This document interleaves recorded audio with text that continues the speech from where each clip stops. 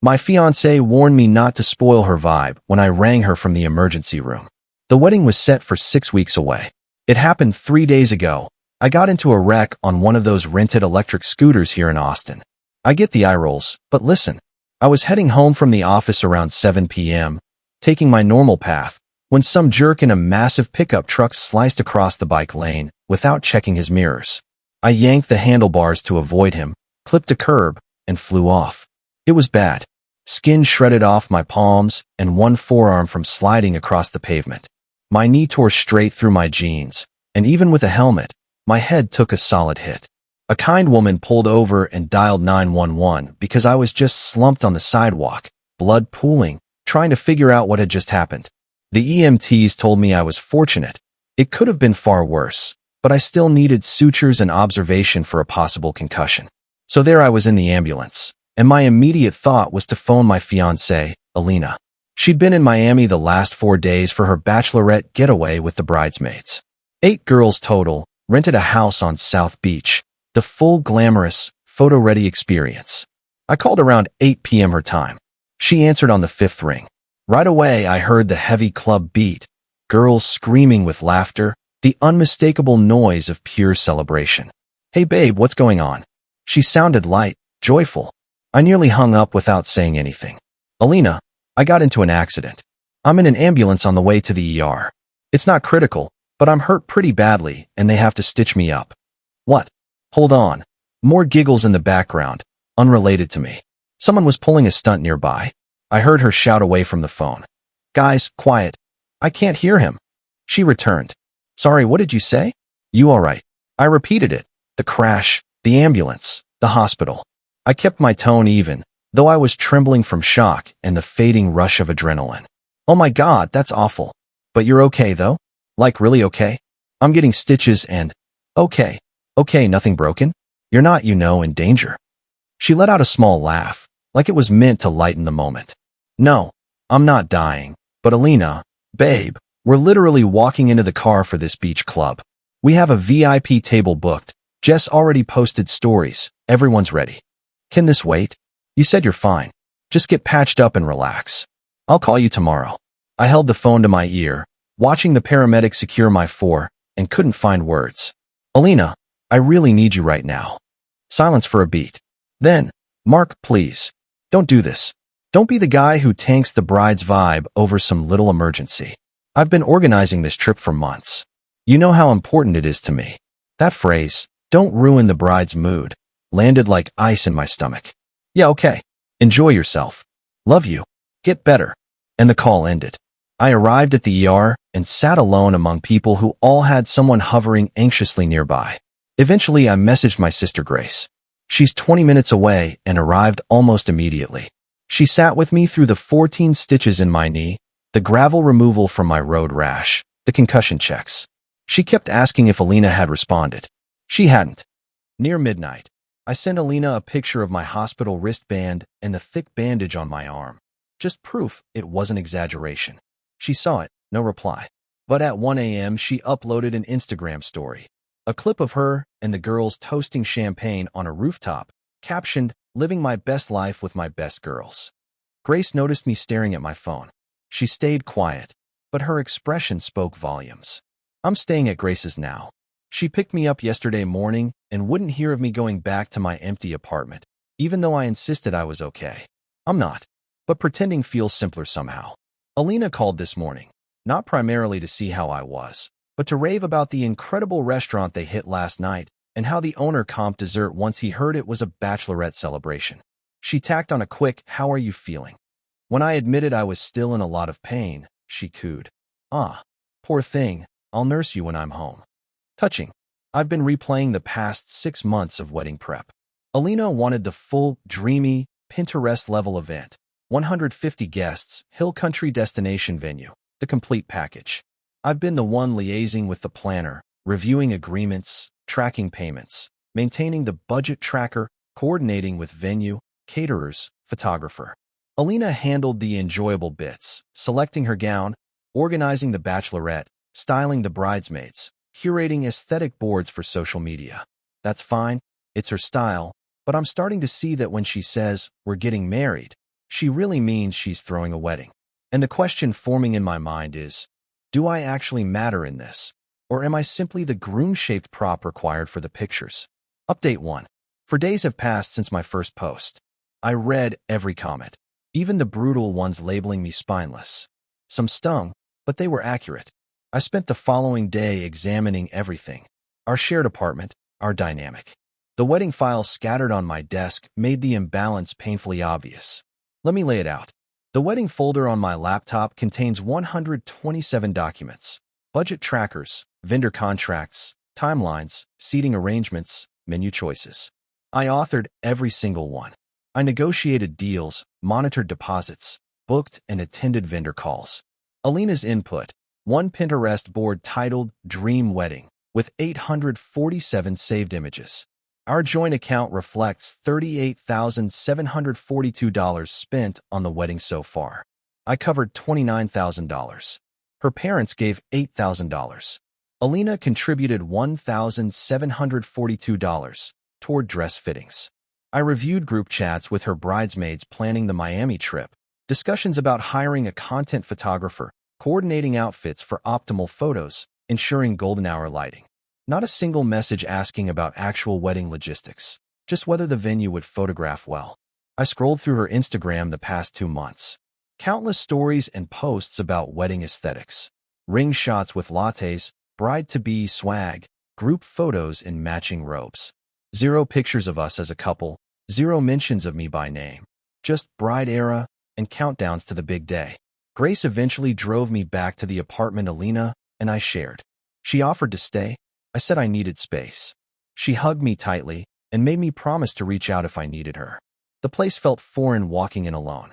Alina's belongings were everywhere. Makeup on the counter, shoes by the entrance, her bride-to-be mug in the sink. But she wasn't there. She was still in Miami, sharing stories of cocktails and sunsets. Sleep evaded me that night. Around 2 a.m., I hobbled to the dining table where all the planning materials lay. There sat the elegant leather binder from our planner, containing the minute-by-minute schedule. Cocktail hour, first dance, cake cutting, bouquet toss. This meticulously orchestrated, nearly $40,000 production. I sat in the dark staring at it, wondering, who is this event actually for? Not us. Not our partnership. At 3:47 a.m., I opened my laptop and emailed the planner. Subject, cancellation. I requested termination of every booking, venue, food, photography, music, florals. Proceed with whatever refunds possible. I'd absorb lost deposits. She replied at 8 a.m. So sorry to hear this. I'll begin contacting vendors and minimize your financial loss. By evening, she sent a breakdown. At 6+ weeks out, we qualified for roughly 60% recovery. Venue and caterer clauses allowed refunds beyond 45 days. We'd forfeit some deposits, but I'd recover about $23,000. Grace took days off work to help me pack. We moved my belongings to her guest room. I left Alina's things untouched. No destruction, no theatrics. I simply removed myself. On the kitchen table, I placed 3 items. The leather binder with all cancellation confirmations, my apartment key, and a letter. It read, "Since you've made clear I'm only valuable as a backdrop for your social media wedding, not when I'm bleeding in the ER needing 14 stitches, I've decided to step away and free up your time so nothing spoils your vibe." Alina returned from Miami the next evening, still riding the trip high, chatting about how epic it was. She arrived by Uber with overflowing suitcases of themed outfits and decor, because with Alina, every moment gets documented. According to Madison, a bridesmaid who later called to apologize, Alina walked in calling, "Babe, I'm back. You have to see these photos." Then she reached the kitchen. Silence. Then a raw, shattering scream. She collapsed into sobs, gasping for air. Madison rushed in and found her on the floor surrounded by scattered cancellation papers, binder open. "He canceled everything." Alina kept repeating. "The wedding is gone." Madison said Alina stared at the documents as if willing them to change. "But I planned this for months. Everyone knows. Everyone's expecting it." Madison took the note, read it, and asked, "Alina, you never mentioned he was in the ER. Is Mark okay?" Alina looked blank. What does that have to do with any of this? Her focus wasn't on why I left. just the social fallout of a canceled event. That night around 11 p.m. my phone exploded with calls from Alina's number, blocked, then her friends' numbers, blocked. Texts via social apps. Mark, what the hell?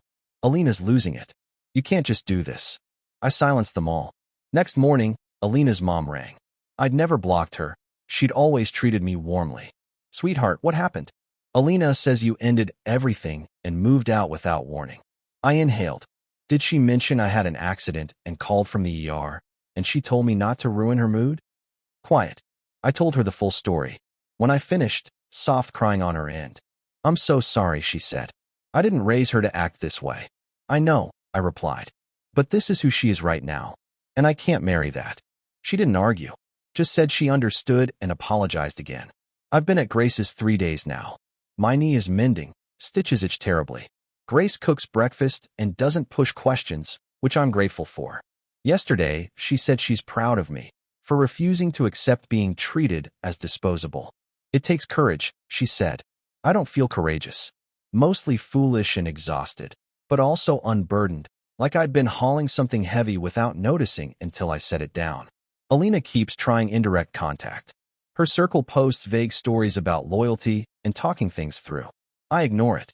Except Madison, she stayed neutral. After leaving the apartment, she messaged, Mark, I'm so sorry. I had no idea about the accident. Alina never told us. That's really wrong. Update 2. 5 days since my last update. A lot unfolded, and I want this chapter sealed. 2 days after the initial blow-up, Alina appeared at Grace's house. The doorbell cam recorded her arriving Tuesday at 9 p.m., wearing leggings and an oversized hoodie, hair messy, eyes swollen from crying. Grace and I were watching TV when the bell rang. Grace checked her phone, saw Alina, asked if I wanted her to open the door. I said no. Alina rang repeatedly, then pounded, then shouted through the door, Mark, I know you're there. Please talk to me. We sat silently on the couch as her breakdown escalated, pleading, sobbing, fury. At one point she yelled, You can't cancel a wedding without even discussing it with me. Do you realize how embarrassing this is? That sentence confirmed everything. After 20 minutes, a neighbor threatened to call police. Alina left, then sat in her car another half hour, crying, staring at her phone. Wednesday brought a flood of messages, not just from Alina and her friends, but mutual acquaintances, gym buddies, basketball teammates, couple friends, all confused. Apparently, Alina posted on Facebook that she was heartbroken and bewildered because I'd abruptly ended things with no explanation, and she was trying to figure out her mistake. No mention of the accident or her reaction, just a polished victim narrative. Some bought it. Her friends rallied with comments about how she deserved better, but others who know me started probing. I didn't go public dramatically.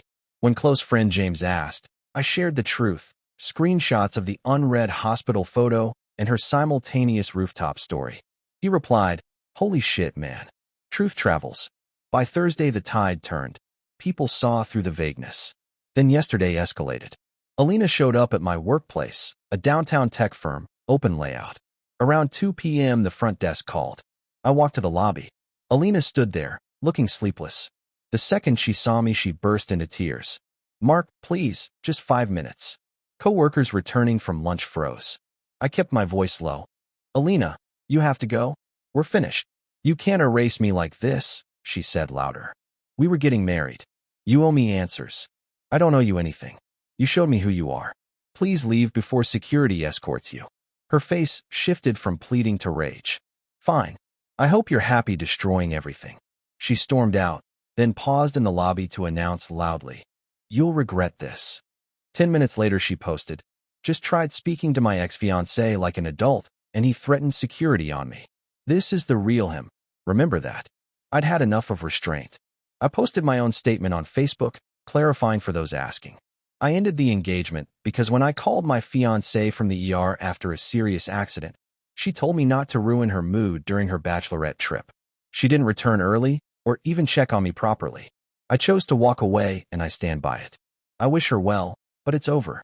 Please respect my privacy. I attached screenshots. Within an hour, over 60 comments, almost entirely supportive. A few of her friends claimed I was sharing only one side, but most saw clearly. Last night, Alina called from yet another number.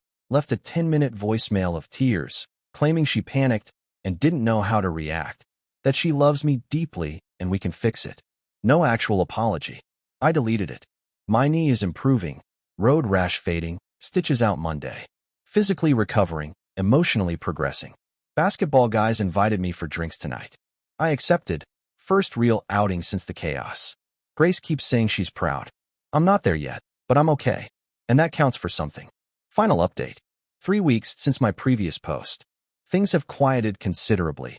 This truly is my last entry on the matter. Practical updates first. I moved out of Grace's guest room last weekend into a one-bedroom downtown, closer to the office. Smaller than the old place, but entirely mine. I've been furnishing and arranging it exactly as I like. Grace helped with the move. She's been a rock. Alina ceased all contact attempts about 2 weeks ago. Mutual friends say she moved back with her parents. Both our names were on the apartment lease. I removed mine after leaving. She couldn't cover rent alone and couldn't find a roommate quickly enough. I haven't laid eyes on her since before Miami, and I intend to keep it that way. Social fallout was revealing. Alina deleted her initial confused victim post after mine gained traction. Several bridesmaids unfollowed me, fine by me. But many others, even loose acquaintances, sent supportive messages. Some confessed they'd noticed I seemed overwhelmed during planning, but assumed typical wedding stress. That stung. Others saw I was struggling when I couldn't. One last dramatic note. About 10 days ago, maid of honor Jessica DM'd a lengthy message. She admitted being the only one close enough to overhear Alina's side of my ambulance call. Heard the "don't ruin the bride's mood" comment. Alina never told the group about my injuries, so they were clueless. Jessica felt uneasy then, but stayed silent to avoid disrupting the weekend. After learning the extent of my injuries, guilt hit her. She apologized and wished me well. I'm unsure how to process that. Madison didn't know and distanced herself immediately upon learning. But Jessica knew from night one and said nothing. I left it unanswered. Last week I returned to the ER for stitch removal. The same nurse asked about healing. When I said fine, she inquired about my fiancé's return from the trip. I told her we'd split. She nodded, said, "Good for you, honey. Life's too short for people who don't show up when it counts." Even a stranger saw it clearly. Finances settled cleanly. I kept my refund portion, forwarded Alina hers, returned her parents' gift contribution. No desire to punish anyone financially, just to be free. Moving forward, I'm prioritizing myself. Joined a bouldering gym.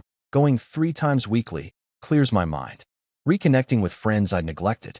Last weekend, James and I hiked Enchanted Rock for 6 hours. We talked work, sports, life.